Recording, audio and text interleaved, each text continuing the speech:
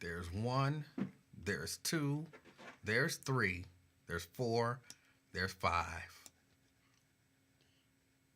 That's it. Yes, looks like we are back. I don't know what happened. I don't know what happened. I don't know why it did that. And the still of me set up there, I didn't like that face that I was making either. But thank you guys. I don't know what's happening. I think I'm gonna go this weekend and just buy my new computer. I think I'll try to get out this. Oh, I got a party to go to this weekend. Mine. I got a party to go to. It's mine. Well, why won't you just say mine? Because people don't need to know all my business. So I may not be able to get over there and get the computer, but on Saturday. But I might. I can't keep doing this, and it's affecting other things. It shuts down now when I'm editing video, and I thought it was because I was just trying to process too much, but no, it's something going on. So yeah, we gonna go buy a new computer. Maybe this weekend. Possibly this weekend. I can't keep doing this. That's right. This is not Radio 1. I can't keep doing this. But this is worse than Radio 1, actually. They stuff don't be shutting down like that. Well, I wasn't talking about nothing. I was sitting here talking about those daggone not super delicious beignets. That's all I was talking about. What else is going on? You know, I just saw Sierra. If you're here, I literally just saw your message about the hoodie. Like I don't check my messages like I should. So I was just talking about, or I just saw it. I'm sending you a message right now. I apologize for that. Daryl says their remote broadcast does. I don't think it does. I think they do okay. I was going to win talking about prices. I bought a pack of Nutter Butter cookies the other day. Felt like I was 50 cookies short. I do like them Nutter Butters. Oh, but I don't know. I hadn't noticed that. It's supposed to warm up tomorrow. Oh, I did. I talked a little bit about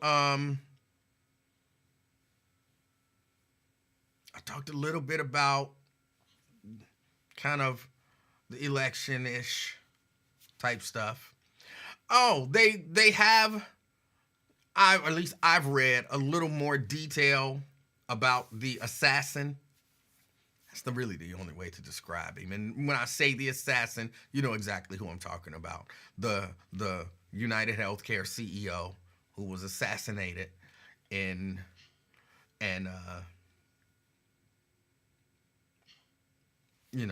finally read about the little messages that he had on the bullets and the shell casings and everything. I heard a rumor floated that he was gonna blow the whistle on some big pharmacy stuff, and I don't know if that's true, but I could see something like that, being the case for. But look, Big Pharma ain't worried about nothing. Who's gonna come again? Especially now, you got people in office talking about deregulating. They're talking about deregulating everything. And I know all of that stuff sounds good, right? But, hold on. LaDonna says they have a good picture of him. I had a conversation with the gentleman, my employer earlier. I had a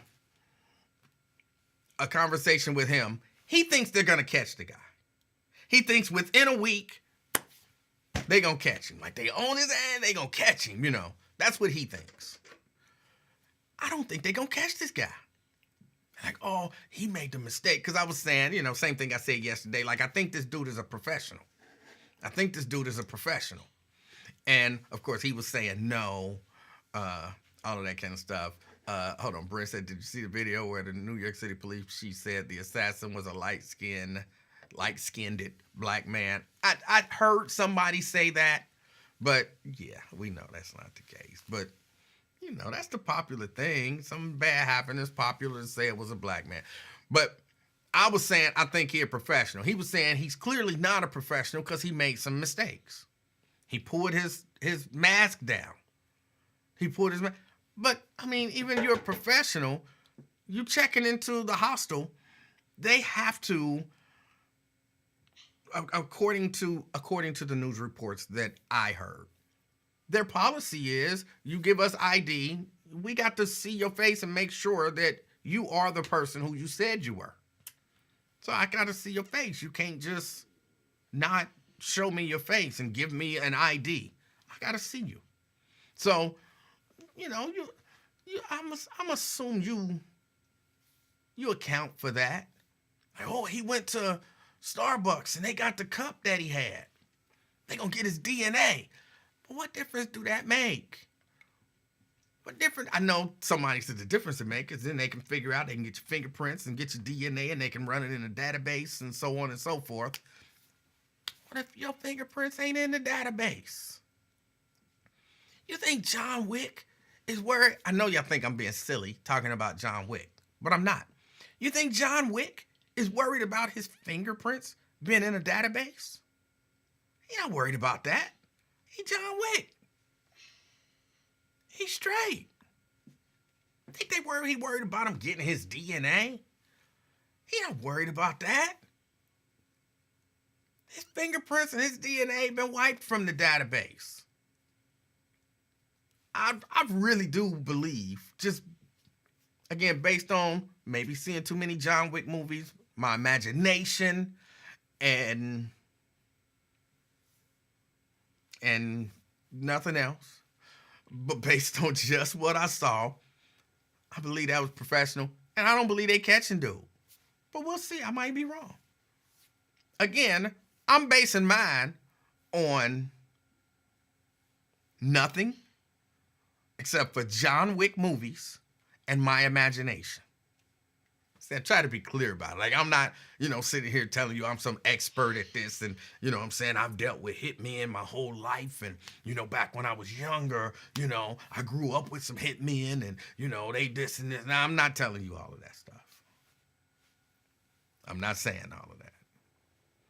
But in my imagination, they're not catching this dude. But they do have a good, clear shot of his face. And apparently some other stuff.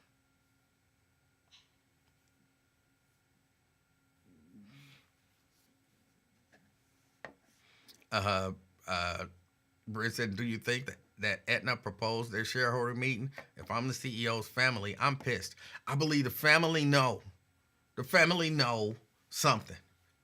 And they not going, I know they come out and they were like, he had gotten some threats and all that kind of stuff, and please leave us our privacy. But I think the family might know a little something. I don't know why, but I think his wife might know a little something. I don't want to accuse nobody of nothing. But I wouldn't be surprised if you find out this might have been some other stuff. Something a little closer to home.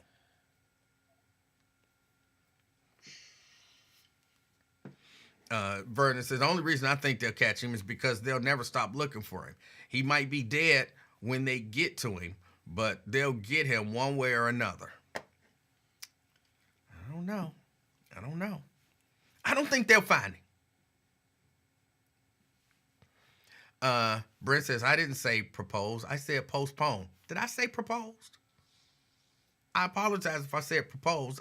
I read postponed, but if proposed came out, that was, I don't know. I'm not thinking about proposing to nobody. I don't know why proposed came out, because that was not what I thought. You think the wife hired him? I'm not going to say that because, you know what I'm saying? She just lost her husband and all that good stuff. I'm just saying something. I'm saying something.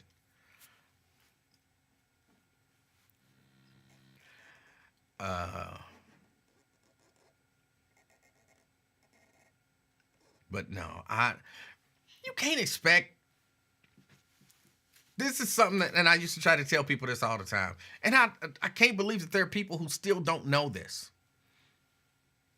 You are replaceable. Wherever you are, whatever you do, you are replaceable. The world won't stop when you cease to exist in it. And that's, worlds with an S won't stop when you cease to exist in them. If you quit your job tomorrow, they're going to keep going. If you leave that church tomorrow, it's going to keep going. If you cease to be alive tomorrow, your family will be sad, but they going to keep going. And so, yeah, if you don't make it to that meeting, the shareholder meeting, they still having the shareholder meeting. That money is that money. They might even give you a moment of silence. They might even postpone it for a day. Might.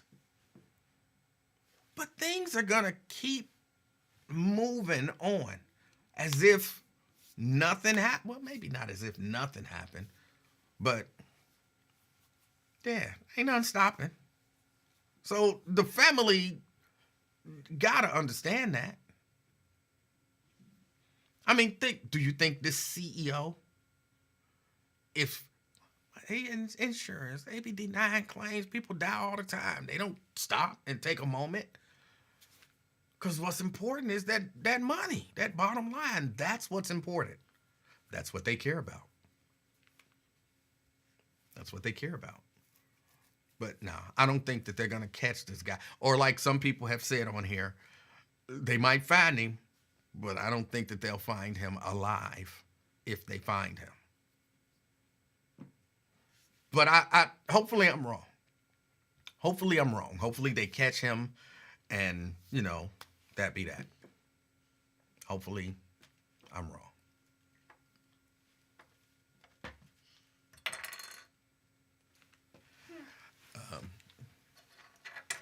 What? Nothing. Go ahead. Do what you're doing. With your Smurf shirt on. It's not a Smurf, it's Stitch. Can we talk about two tech-made ninjas? What? I don't know what you're talking about, but you can talk about it if you want to. We're open today because I have nothing to talk about. I have nothing to talk about. I was going to do a weekend review and talk about, naked aliens and all of that kind of stuff. But I didn't want to. I don't, Ron's mad. I don't want to, pick at him. I don't want to pick at him. So, yeah, you can call in 513-717-KING, 513-717-5464. You can call in and discuss whatever for what? The next 15 minutes? Because I'm probably going off at 4:30. To just be sitting here rambling about nothing for another 45 minutes seems unnecessary. So, yeah. Nakia says, leave it alone. I am. I'm leaving it alone. I'm leaving it alone. Even though I am designing a shirt. I am putting together a shirt. Just because. I don't know. Just because. I am putting together a shirt.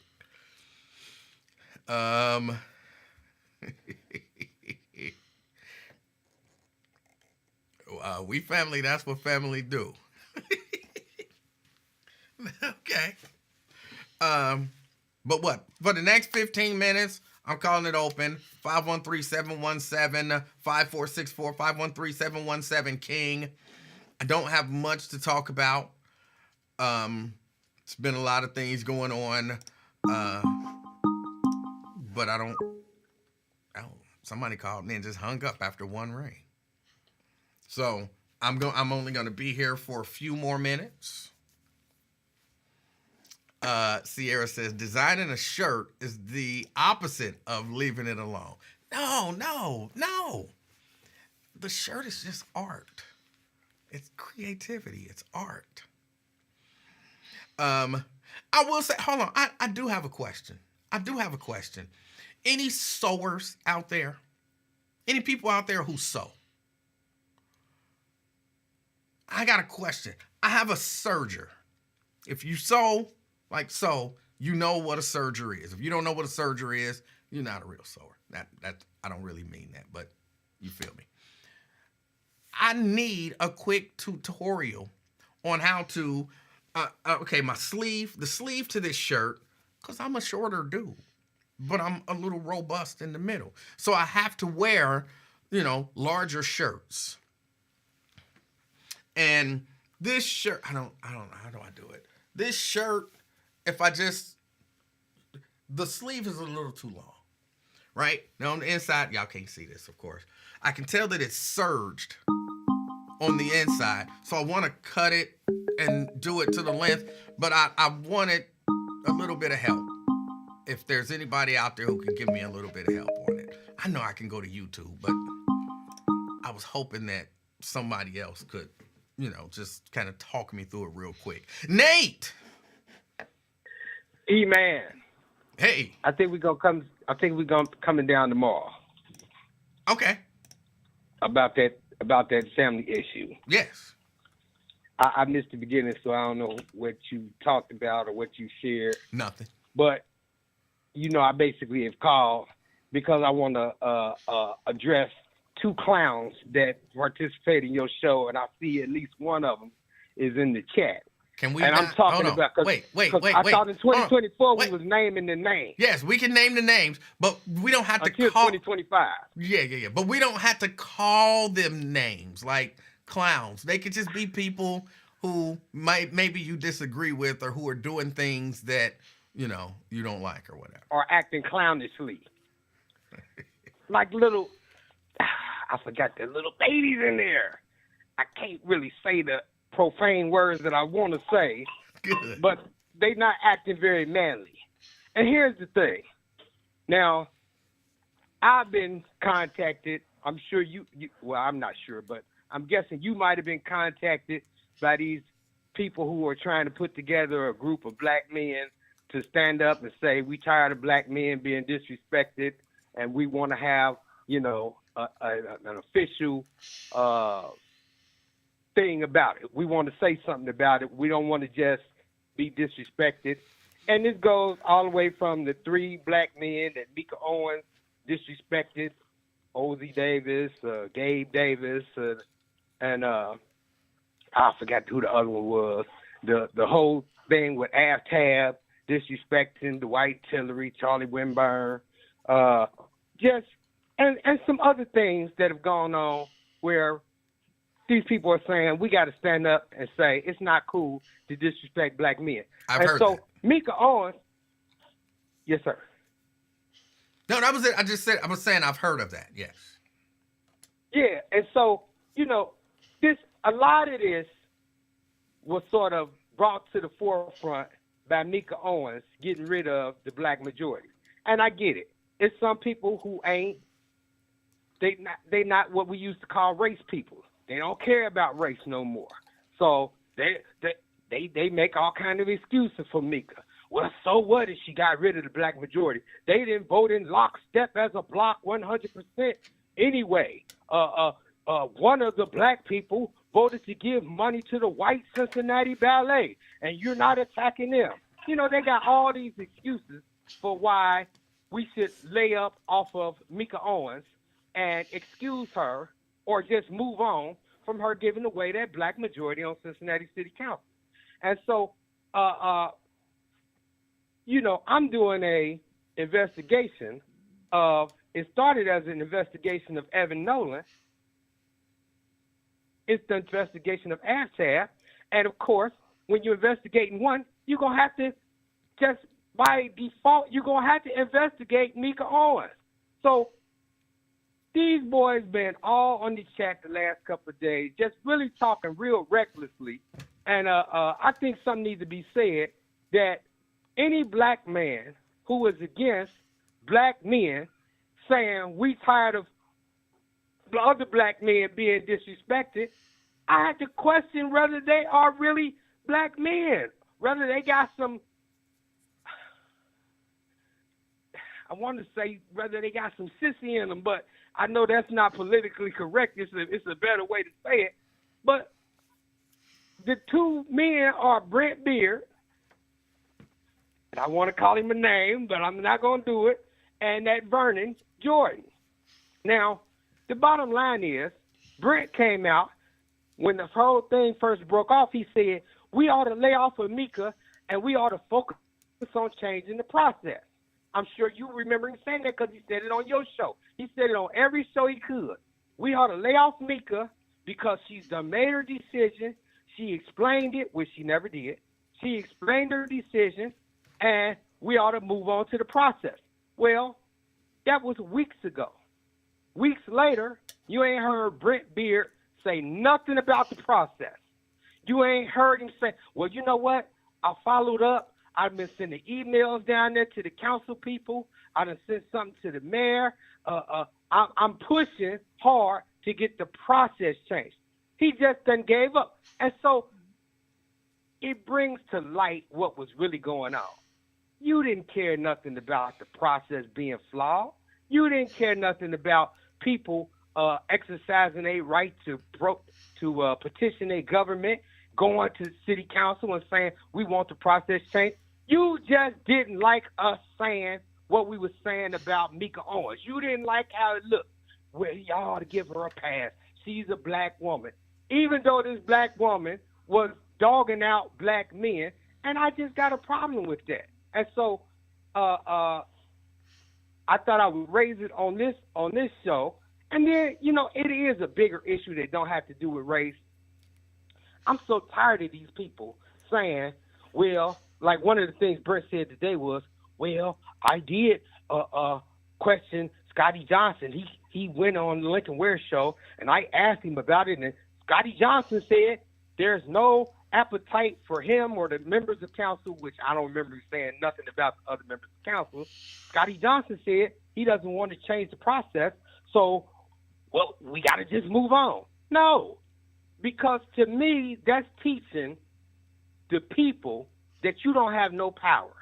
You can't do anything if the council people who's supposed to take direction from you, who's supposed to work for you, if they say, well, we don't have no problem with the process, then you're just supposed to go away and the only thing you can do is wait till the next election. No, it's plenty of stuff that you can do. Like I said, you could be petitioning them, lobbying them, whatever you want to call it, or you could have your own thing. You could be organizing a group. You could be saying, well, if y'all don't talk about changing the charter, we're going to talk about changing the charter. This is what real men do. Real men don't go to elected officials, say, we got a problem with this. The elected official says, beat it, and then they just tuck their tail and run. So I got a problem with that. It's a lot of stuff going on with this investigation, and I just I thought I would share it with you and get your take on it. All right. Well, outside of go ahead. What?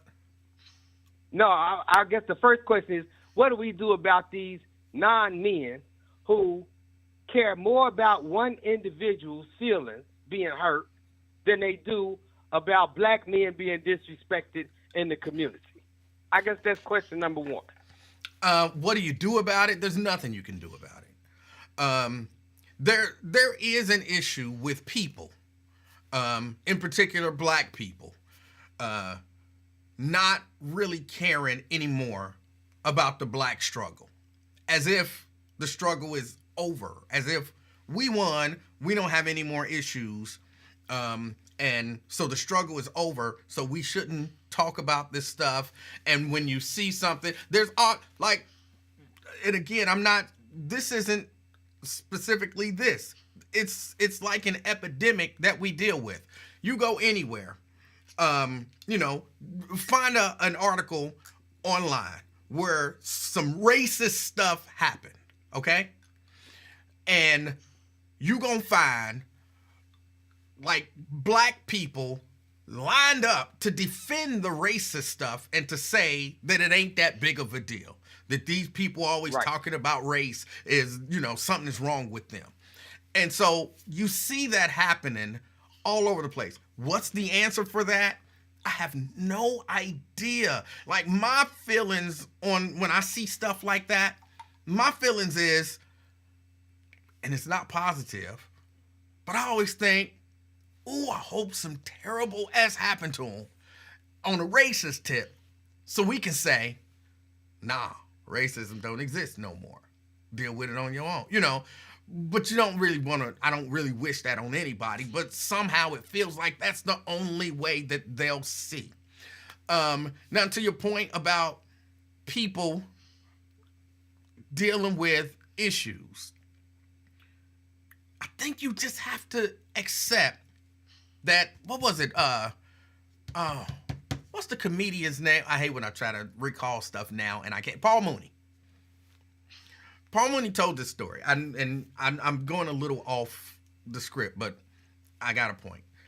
Paul Mooney told the story. He said he was at he told the story one day when he was at the Buzz. He was on Sister Speak. They were interviewing him.